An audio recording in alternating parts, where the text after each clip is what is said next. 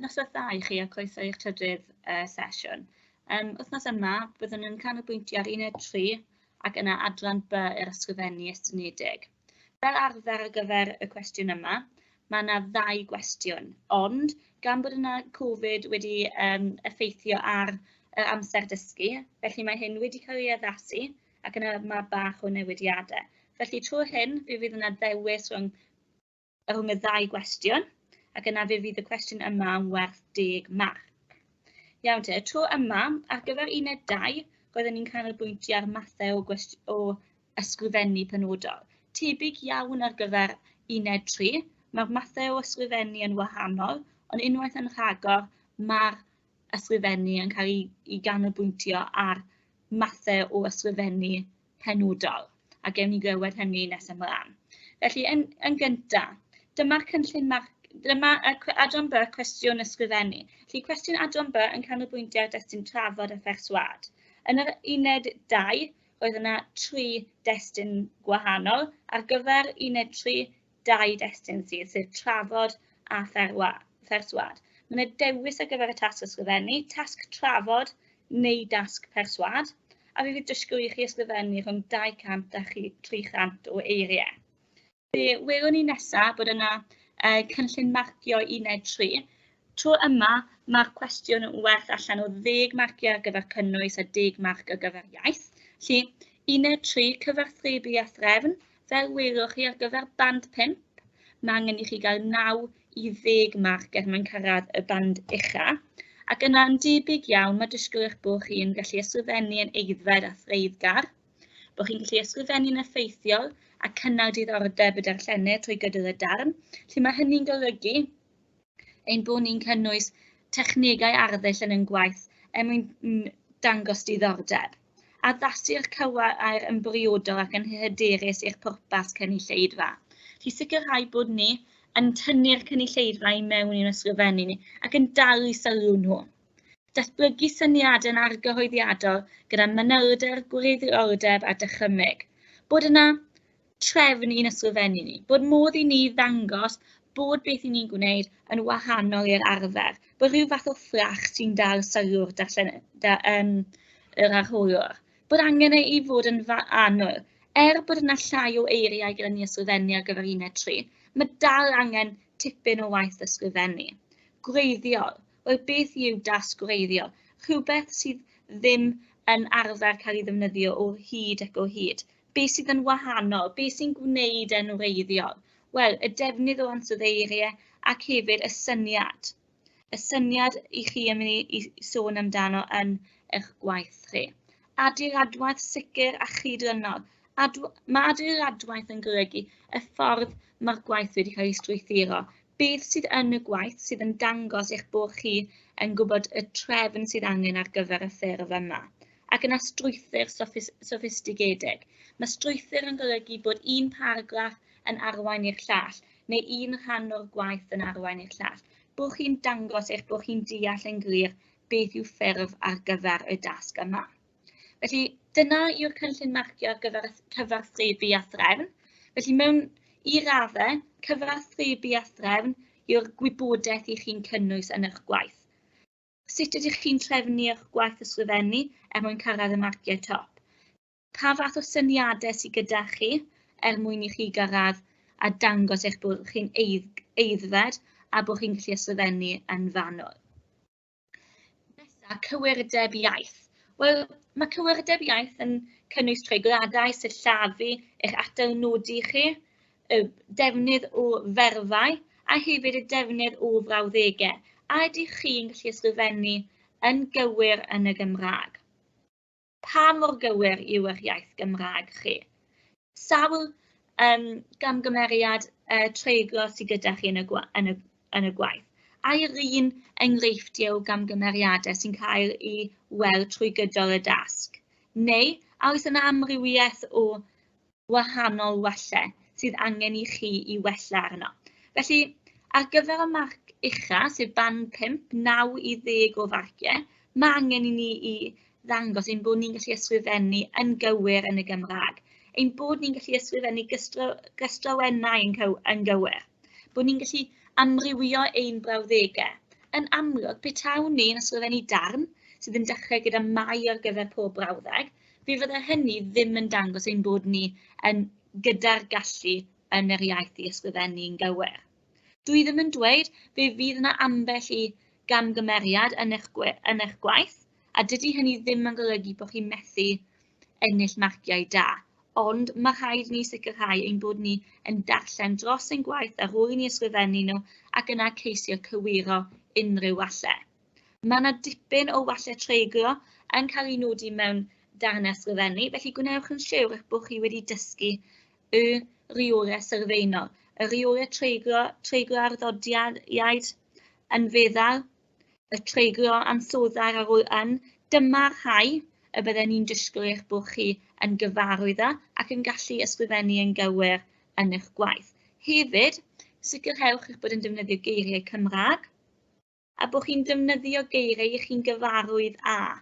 Bod chi yn ceisio meddwl, efallai dydych chi ddim o hyd yn gallu meddwl am y gair Gymraeg, ond oes ffordd i ni ysgrifennu hyn mewn ffordd gwahanol sy'n cyfleu yr un peth.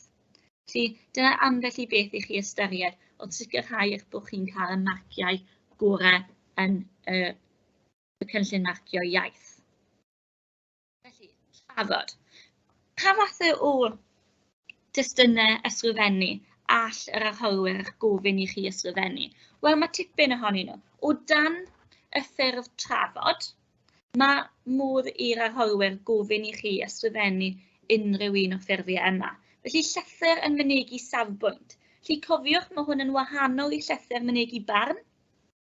Felly, mae'n trafod y safbwyntiau ac nid yn gofyn i chi berswadio. Llythyr at gynghorydd lleol yn trafod pwnc penodol. Traethawd sydd yn gofyn i chi drafod rhyw bwnc. Erthygl neu pamffled mewn cylchgrawn neu papur newydd. Erthygl olygyddol, papur newydd, felly erthygl gan golygydd yn cyflwyno pwnc ac yn trafod y pwnciau hynny.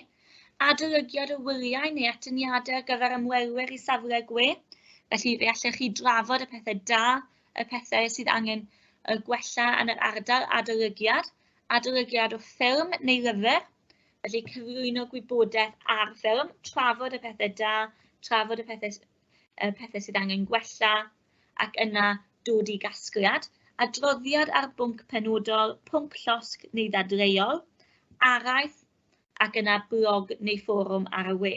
Felly fel chi'n gallu gweld, mae yna cryn dipyn o wahanol opsiynau i chi ysgrifennu. Yn amlwg, nid yw'n bosib i'r arhyrwyr cyflwyno pob un mewn un arholiad, un fydd yn ymddangos, ac yna fe fydd rhaid i chi i ysgrifennu ar gyfer y dasg yna. Cewn ni weld pa rhai sydd i'w gael. Felly, cyn bod ni'n mynd ati i ysgrifennu ac ateb y cwestiwn, mae yna cryn dipyn o sôn wedi bod ynglyn â'r cynllunio. Wel, ar gyfer yr adran B ar gyfer 1.3, unwaith yn rhagor, mae yn bwysig ein bod ni yn cynllunio'n fanwl. Unwaith yn rhagor, 10 munud mae'r arhyrwyr yn argymell i chi dreulio ar gynllunio. Hyd at hyn, yn ystod sesiynau diwethaf, dwi wedi canolbwyntio ar y ffurf BICS i gynllunio. Ond fe benderfynais i, wel, mae yna ffurfiau eraill modd i chi ddefnyddio mwyn cynllunio, sydd dyma i chi rai enghreifftiau. Felly'r enghraifft gyntaf yw map meddwl. Felly, mae yn bosib i chi nodi'r pwnc neu'r cwestiwn sy'n cael ei osod yn y papur yn y canol, ac yna ystyried pa fathau o bethau sydd angen i chi gynnwys. Efallai bod modd i chi nodi o cwestiynau pwysig, beth, ble, pryd, pwy, sut, pam, ac ateb y cwestiynau hynny, a sicrhau bod chi'n cynnwys paragraff ar gyfer pob un. Efallai bod chi moyn ysgrifennu'r thema yn y canol, ac yna cynllunio, wel, dyma'r paragraff gyntaf fi, dyma'r paragraff clo, a dyma'r pwyntiau dwi am drafod yn y canol y traethawd neu'r ffurf. Mae hefyd yn bosib i chi ddefnyddio y ffurf BICS gan ddefnyddio map meddwl, nodi beth yw'r bwriad, beth yw'r iaith, ac yna'r cynulleidfa, a sicrhau eich bod chi'n sôn am hynny. Hefyd, mae e'n bosib i chi jyst defnyddio map meddwl mwyn crynhoi eich pwyntiau chi, mwyn ceisio trefnu eich meddyliau. Mae modd i chi fynd mewn i dipyn o fanyldeb gan nodi i beth ych chi'n cynnwys ym mhob paragraff, ond yna tynnu llinell o'r ail eiriau ar y cynllun coryn ac yna ychwanegu technegau arddull y byddech chi'n cynnwys, neu prif fathau o eiriau sydd angen i chi greu. Ffurf arall o gynllunio yw sart llif. Felly rhyw fath o siart sydd yn dweutho chi beth ych chi'n mynd i sôn amdano ym mhob paragraff. Sut ydych chi yn mynd ati unwaith yn rhagor, dyma ffordd i chi i drefnu eich syniadau ac eich meddyliau cyn i chi fynd ati i ysgrifennu. Mae cynllunio yn bwysig. Mae yn sicrhau os ych chi ddim yn cael amser i orffen y dasg, mae modd i'r arholwyr gweld, wel, dyma oedd y cynllun, dyma ble maen nhw wedi bwriadu i gwneud.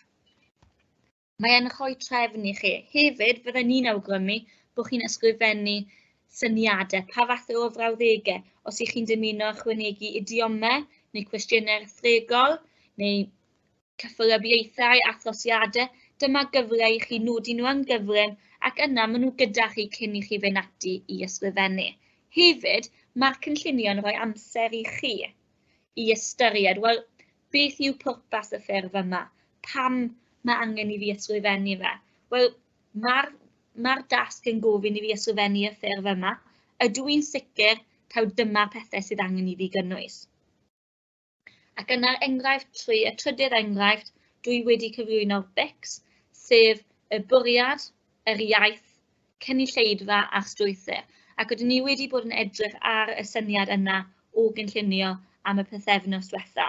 Felly digon am hynny am nawr. Os ych chi moyn fwy o wybodaeth, mae modd i chi fynd nôl i edrych ar y PowerPoint cyn hynny mwyn i chi i gasglu fwy o wybodaeth. Iawn de, y mathau o ysgrifennu. Yn gyntaf, fe fyddwn ni yn canolbwyntio ar y ffurf araith. Felly, beth yw araith? Mewn araith, byddwch yn cyflwyno gwybodaeth am mynegu barn. Mae rhaid i chi gyflwyno eich barn yn glir. Mae angen rhesymau a ffeithiau i gefnogi'r barn, ac yna y prif nod yw ailadrodd pwyntiau pwysig a defnyddio cwestiynau rhethregol. Felly, mewn araith, i chi'n ceisio trafod y pwyntiau hyn mwyn cyflwyno gwybodaeth. Ceisio gwneud yn siŵr bod y gynulleidfa yn derbyn cymaint o wybodaeth â phosib mwyn penderfynu ei barn nhw. Felly, gen i edrych ar enghraifft o araith ac yna fe fyddwch chi yn gallu fynd ati i edrych ar mathau o gwestiynau. Cyn hynny, dyma BICS i chi sydd wedi cael ei wneud yn barod, sef cynllunio araith. Felly, unwaith yn rhagor, bwriad, perswadio'r darllenydd i gytuno, dadrau o blaid un safbwynt, cyflwyno gwybodaeth. Yr iaith, pa fath o iaith, amser presennol, iaith emosiynol, pethau sy'n gwneud i chi deimlo'n euog efallai. Ystyriwch chi, meddyliwch am blant bach, yr amser eiriau hynny sydd yn gwneud i chi deimlo'n emosiynol. Cwestiynau rhethregol, pam mae hyn yn digwydd i fi, ystyriwch hyn unwaith yn rhagor, beth yw eich barn chi. Cysyllteiriau rhesymegol, yn hytrach na cysyllteiriau sy'n cysylltu enghraifft a achos, ond fodd bynnag oherwydd, dyna rhai sydd yn dangos i chi bod chi yn mynd i esbonio ac yn mynd i drafod. Enghreifftiau o idiomau. Mae idiomau yn ychwanegu mwy o wybodaeth i'r gwaith ac yna sicrhau eich bod chi yn cael gwell lefel a band. Yna is-benawdau. Mae modd i ni gynnwys is-benawdau mwyn dangos i'r arholwyr beth ydym yn mynd i siarad amdano ym mhob paragraff. Wel, cynulleidfa, pwy? Rhywun rydych chi'n ceisio i dylanwadu arno arni mwyn perswadio, mwyn newid ei meddyliau. Rydym ni'n cyflwyno'r gwybodaeth, trafod y pwnc mwyn ceisio dylanwadu nhw mewn ffordd neu gilydd. Strwythur. Wel, beth yw'r strwythur ar gyfer araith? Wel, fe fyddech chi'n disgwyl bod yna ffurf benodol i ddechrau. Fe fydde angen i chi i ddechrau gan cyfeirio at y gynulleidfa. Cyfarch nhw. Boneddigion a boneddigesau. A nhw'r ffrindiau. Ac yna fe fyddech chi yn cyflwyno paragraffau yn seiliedig ar y pwyntiau. Dyma gyfle i chi ddarllen enghraifft o araith, ac yna, yn debyg i o'r blaen, fe allwch chi fynd ati i labelu'r nodweddion arddull. Ystyriwch, oes yna enghreifftiau o gwestiynau rhethregol? Oes yna frawddeg sydd yn cyflwyno'r dasg? Ydych chi'n cyflwyno o pwyntiau, ffeithiau, ac yna yn ceisio annog rhywun i newid ei meddyliau?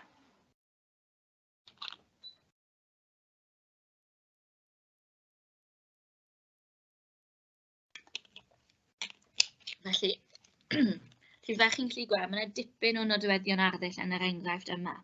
Mae yna modd i chi i ystyried, ac yna esbonio'r sefyllfa i chi. Maen nhw'n ceisio cyflwyno gwybodaeth ar y pwnc yma mwyn ceisio newid meddyliau rhywun. A ydych chi wedi dod o hyd i enghreifftiau o gwestiynau rhethregol? Oes yna idiomau sy'n cael ei ychwanegu i'r araith? A oes yna ddefnydd o ferfau sydd yn cynnwys y gynulleidfa? Ar y sleid nesaf, fe welwch chi yr atebion ar gyfer y ffurf yma wedi cael ei labelu, ac yna wedi cael ei nodi beth sydd angen mewn araith. Felly, araith ar gyfer y dyfodol sydd gyda ni fel enghraifft sydd wedi cael ei labelu.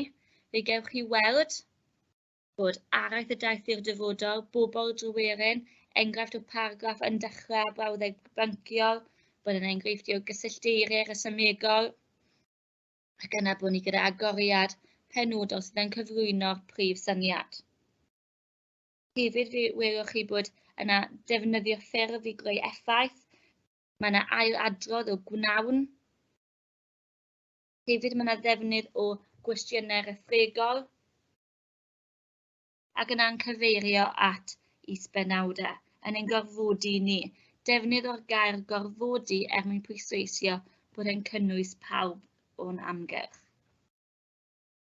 Felly dyma gyfle i chi i fynd ati i edrych ar yr enghraifft, i gymharu gyda'r enghraifft yma o'r daith i'r dyfodol, ac yna i weld ddau enghraifft gwahanol o araith. Dyma beth sydd gyda ni yw enghreifftiau o gwestiynau posibl ar gyfer yr araith. Mae yna 3 cwestiwn. Yr un gyntaf, ysgrifennwch araith ar y gosodiad, dylid gwahardd ffonau symudol yn gyfan gwbl yn ysgolion.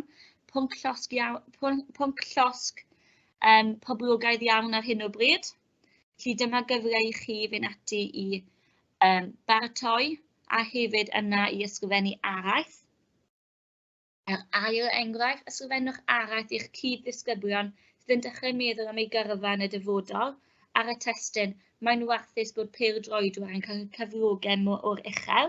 Felly, unwaith yn rhagor, cyflwyno barn o blaid ac yn erbyn cyflogau, cyflwyno'r resymau ac yna ceisio perswadio rhywun. Fe ddylsech chi ymdrechu i roi resymau dros eich barn.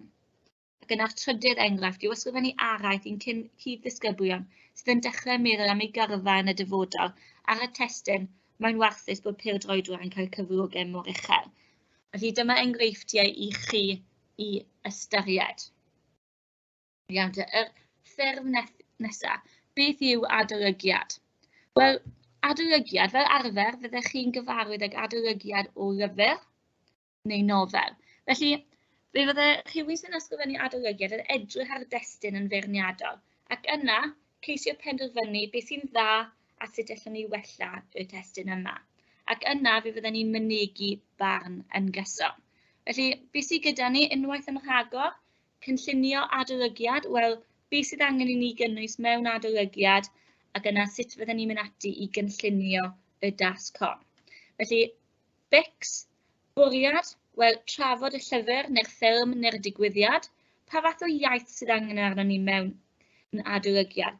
Fel arfer presennol, neu weithiau'r gorffennol, os mae'r digwyddiad wedi bod, mae'n rhywbeth yn y gorffennol. Iaith ffurfiol, cysyllt eiriau, reolau iaith, felly fydden ni'n disgwyl bod angen i chi ddefnyddio y rheol iaith ac i fod yn gywir wrth ddefnyddio ansoddeiriau yn y presansodda'r i gweithreiliad meddal. Felly, cyn i lleidfa, wel, mae'n dibynnu ar y sefyllfa, mae'n dibynnu ar y cwestiwn. Os ydych chi'n ysgrifennu ynglyn â nofel, wel, pwy sy'n darllen y nofelau hyn? Ydy'r nofel wedi cael ei ysgrifennu ar gyfer plant? Felly, yn amlwg, efallai taw atbriant yw y cynulleidfa. Pobl ifanc, pobl sy'n hoffi'r math yma o destun. Strwythur. Beth yw'r strwythur ar gyfer yr adolygiad? Wel, mae angen agoriad clir yna ni. Dweud wrthon ni beth ni sôn amdano, beth yw'r testun, ac yna cyfres o baragraffau yn seiliedig ar agweddau gwahanol. Wel, pa wybodaeth, beth sy'n dda? Ydy'r cymeriadau yn dda? Pa gymeriadau sy'n dda? Pa gymeriadau sydd angen i ni wella? Beth oeddech chi ddim yn hoffi am yr ffilm neu'r llyfr?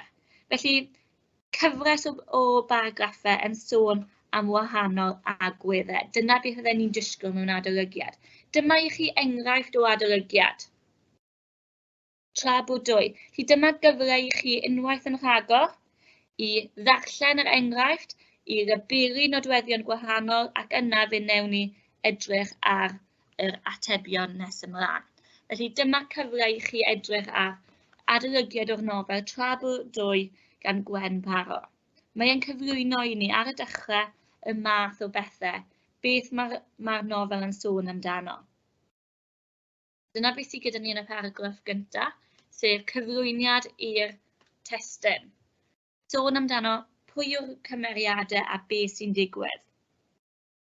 Yna, mae'r darn yma yn mynd ati er mwyn esbonio ni pa fath o nofelau ac yn dweud wrthon ni bod yn un o lwyth o nofelau datws a dirgelwch a ymddangosodd yn ddiweddar.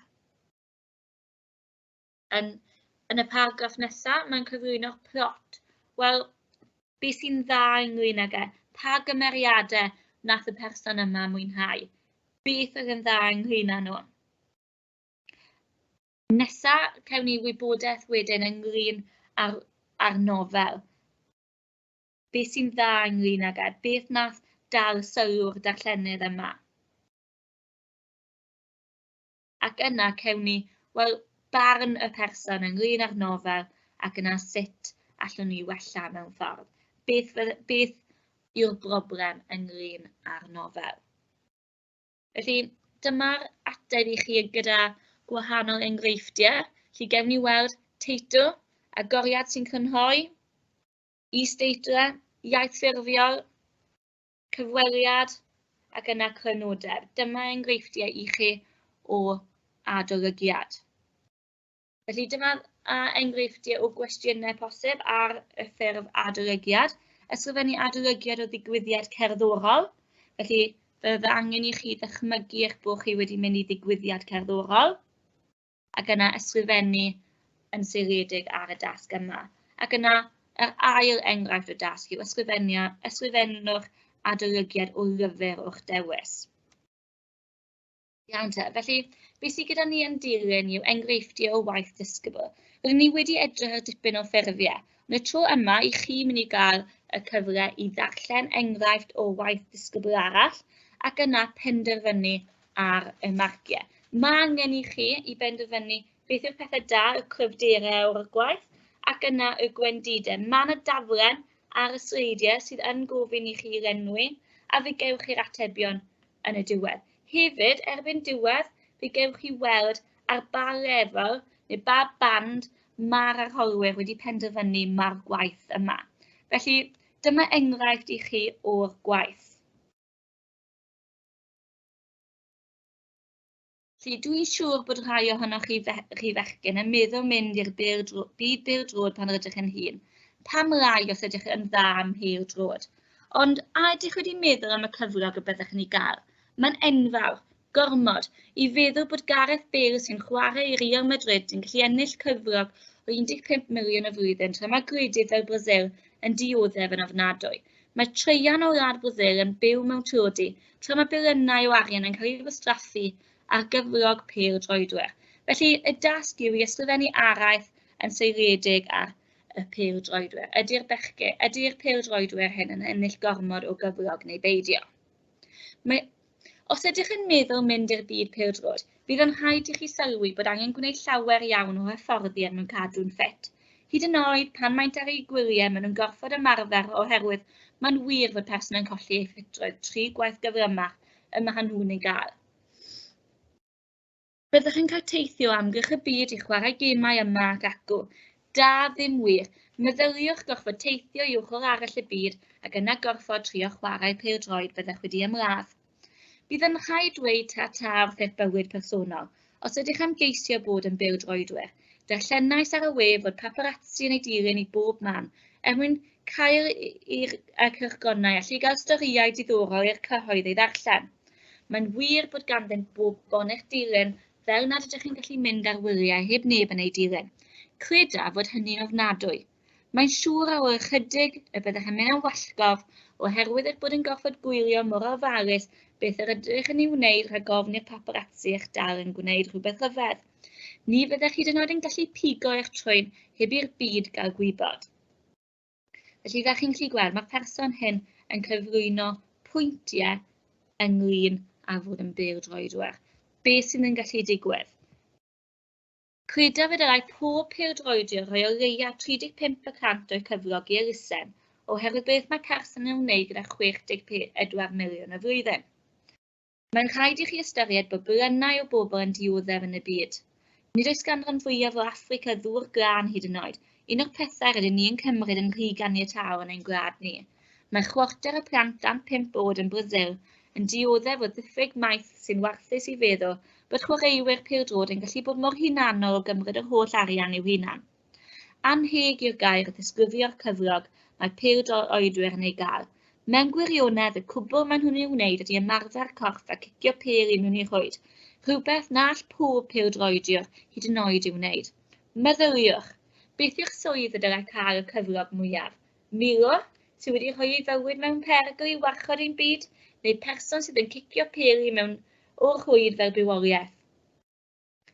Mwyn bod yn pêl-droediwr, nid oes angen dim graddau ac addysgu, ond mae doctoried yn gorfod cael ei hyfforddi am blynyddoedd i berffeithio'r dechneg o wneud llawdriniaethau sy'n costio bom. Os rhywbeth, dylai pêl-droediwr dalu am biliau coleg gyda'r doctoriaid yma. Yn sicr, mae ganddyn ddigon o arian. Felly, cyn penderfynu yn union, beth yr ydych eisiau ei wneud fel gyrfa? Pan ydych yn hun?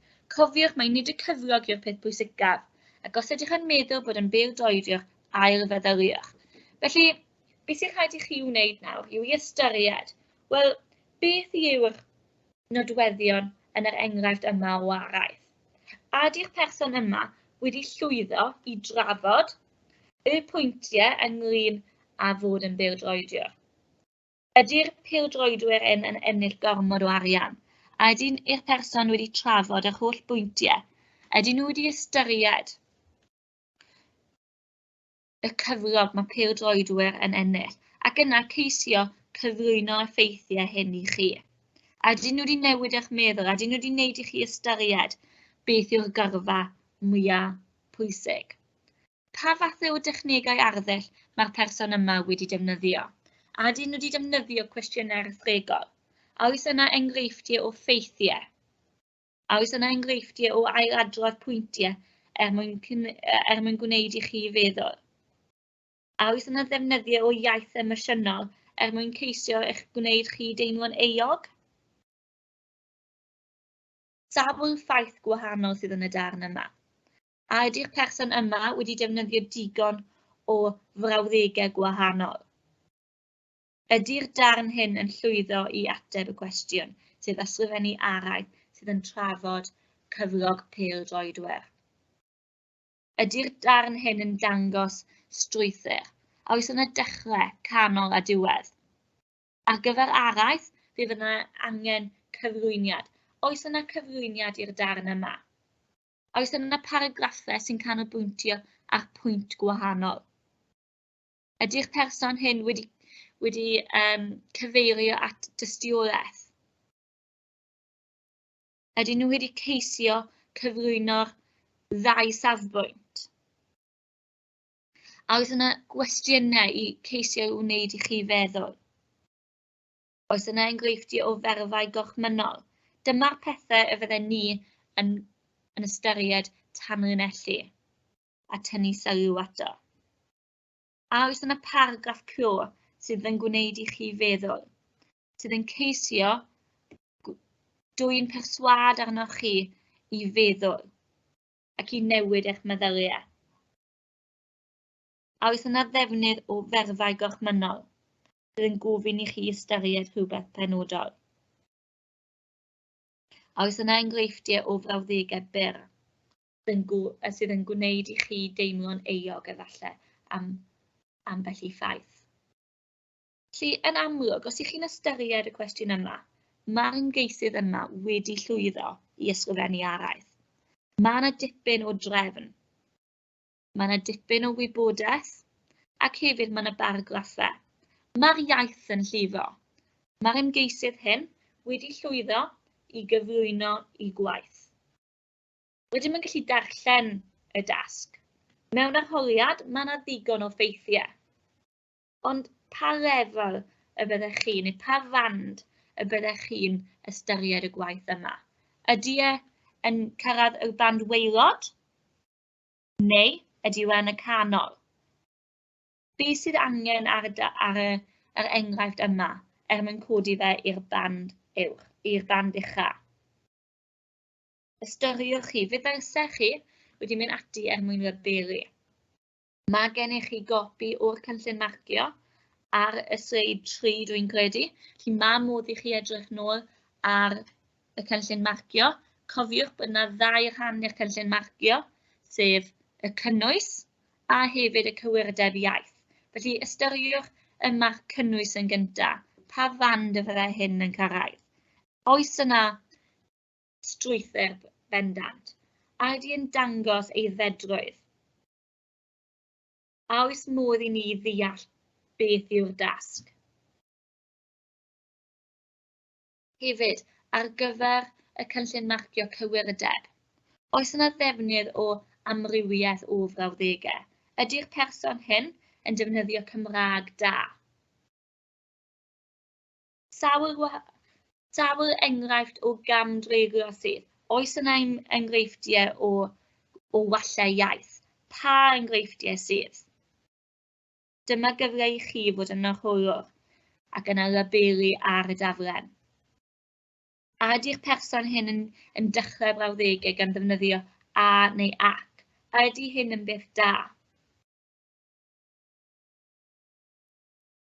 A oes angen i'r person hyn fynd darllen dros ei gwaith mwyn cywiro?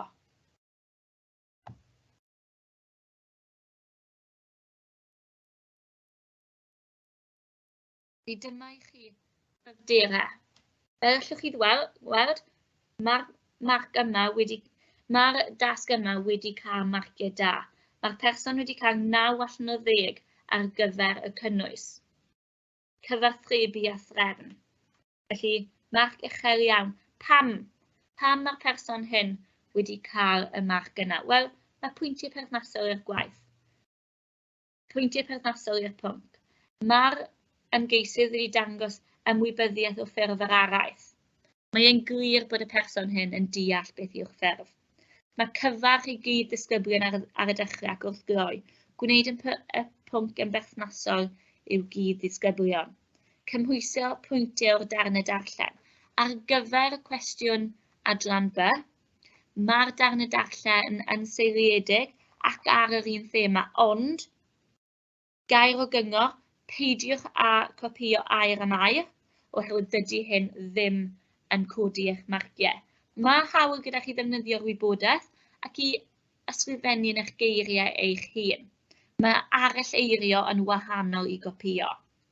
Cyflwyno pwyntiau ychwanegol. Mae peth hiwmor. Cwestiynau rhithregol. Ieithwedd addas. Defnyddio'r iaith arall ar gyfer iaith addas ar gyfer araith. Ysgrifennu'n estynedig, dyw e ddim yn rhy fyr a dyw e ddim yn rhy hir. Mae adeiladwaith, mae yna drefn bendant yn y dasg yma. Mae paragraffau. Mae un pwynt yn mynd i'r pwynt nesaf? Wel, gwendidau, rhai gwella iaith. Mae yna ambell i wall iaith, a dyna'r rheswm i ni wedi cael, mae'r arholiwr wedi rhoi 7 allan o 10. Ond, mae e'n glir ac yn hawdd i'w ddarllen. Dydy e ddim yn cymryd â hynny o amser i ni ddeall beth mae'r person yn dweud. Rydyn ni'n gallu darllen e, mae e'n rhugl, ac mae yna defnydd da o iaith. Iawn, dyma enghraifft arall i chi, ar yr un thema. Dyma gyfle i chi i ddarllen ac yna edrychwn ni ar y cryfderau a'r gwendidau. Bore da, heddiw rwyf am eich helpu chi sicrhau eich penderfyniad ar eich gyrfa yn y dyfodol. Ond i ddechrau, hoffwn i ddech glywed fy marn ar gyflog pêl-droedwyr. Yn fy marn i, mae'n warthus fod pêl-droedwyr yn cael cyflog mor uchel. I ddechrau, rhaid i ddech gael gwybod fod rhai pêl-droedwyr yn cael eu talu dros 250 wythnos. Dim ond am gicio pêl i rwyd. Mae hyn yn digwydd tra mae milwyr bob dydd yn colli eu bywydau yn amddiffyn eu gwladau pobl. Hefyd, mae meddygon yn achub bywydau, pobl yn creu cyffuriau a meddyginiaethau newydd i drin canser, a llawer mwy o salwch. Ar ben hynny, mae pobl yn gwneud dargyfyniadau a fydd yn gallu newid bywydau pobl, a phobl eraill yn gwneud pethau ofnadwy, ac mae rhain i gyd yn cael llawer llai o bell o gyflog na pêl-droedwyr. Mae hyn yn hynod o anheg. Rwyf yn deall bod pêl-droedwyr yn hyfforddi'r hynod o galed bob wythnos, ac hyd yn oed pob diwrnod weithiau, ac mae'n hynod o flinedig yn gorfod teithio o amgylch y byd i gystadlu mewn gemau. Ond ydych chi'n meddwl bod yn bwysicach i feddygon a milwyr ac yn y blaen cael y cyflog maent yn ei heiddi yn lle pêl-droedwyr, sy'n gwneud dim byd pwysig ond am ein diddannu? Mae pobl fel meddygon yn gwario llawer o arian i gael graddau ac yn gweithio oriau hir iawn. Dim ond i gael eu talu mewn blwyddyn ar hyn y mae rhai pêl-droedwyr yn ei gael mewn ychydig wythnosau, sydd eto yn hynod o anheg. Mae Gareth Bale yn ennill mewn diwrnod ar hyn mae prif weinidog Prydain yn ei ennill mewn blwyddyn. Ar y cyfan, rwy'n deall fod yn pêl-droedwr i weld yn swydd caled iawn ac mae'n heiddi cyflog uchel, ond yn bendant dim cyflog uwch na swyddi sydd llawer fwy pwysig na diddannu pobl. Rwy'n gobeithio eich bod y barn gyrriach ar gyflog pêl-droedwyr nawr, ac yn y dyfodol yn dewis swydd pwysicach na pêl-droedwyr. Diolch yn fawr am wrando. Wel, dyma enghraifft arall i chi o araith.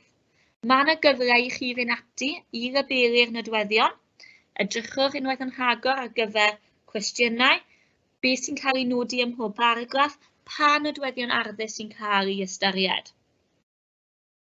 Ond, ystyriwch, a ydy'r darn hyn yn darllen yn well na'r enghraifft gyntaf, neu a ydy'r un cyntaf yn fwy eiddfed?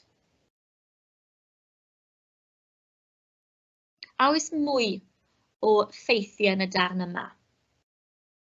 A ydy'r ymgeisydd yma yn dangos ei allu i ysgrifennu araith? Mae modd i chi i labelu. Dyma gyfle i chi fynd ati i ystyried y nodweddion. Fe gewch chi weld y marciau mewn munud. Hefyd fe welwch chi y cryfderau a'r gwendidau, ond cofiwch mae yna modd i chi i atal y fideo ac yna i chi fynd ati i labelu mewn mwy o fanylder. Felly dyma i chi yr ymateb wrth yr arholiwr. Felly y cryfderau ar gyfer y dasg yma yw bod yr ymgeisydd yn cyfarch y gynulleidfa a'r brydiau, cyfeiriad cwestiwn, bod e'n cyflwyno barn, bod e'n trafod y ddwy ochr. Dim ond un ochr y ddadl sy'n cael, i ni yn cael y ddwy ochr. Mae yna ymdrech i gymhwyso pwyntiau o'r darn. Mae yna ymdrech i gyflwyno fwy o wybodaeth, i rhoi pwynt ac yna i ceisio esbonio a thrafod. Ail adro oedd ffeithiau'n ddigon trefnus, ac yna ysgrifennu'n eitha cywir. Ond y tro yma, fel welwch chi o'r marciau, mae'r dasg yma yn cael hanner marciau 5 allan o 10 ar gyfer cyfathrebu a threfn, tipyn yn llai na'r enghraifft gyntaf. Mae'r enghraifft gyntaf yn cynnig tipyn yn fwy o wybodaeth. Mae'n mynd i dipyn fwy o fanylder, ond hefyd mae yna eiddfedrwydd yn yr enghraifft gyntaf, yn hon mae yn symlach. Y gwendidau. Wel, beth yw'r gwendidau yn y dasg yma?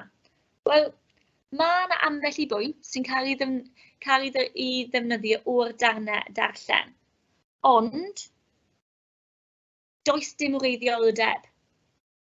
Ail adrodd ffeithiau'n unig sy'n cael ei wneud.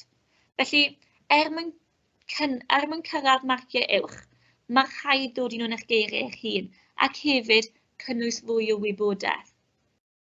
Fe allech chi ddweud bod yr araith hyn yn mynd rownd yr un pwyntiau o hyd ac o hyd. Mae angen fwy o fanylion.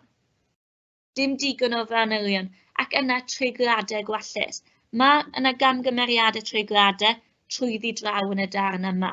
Ac yna, mae angen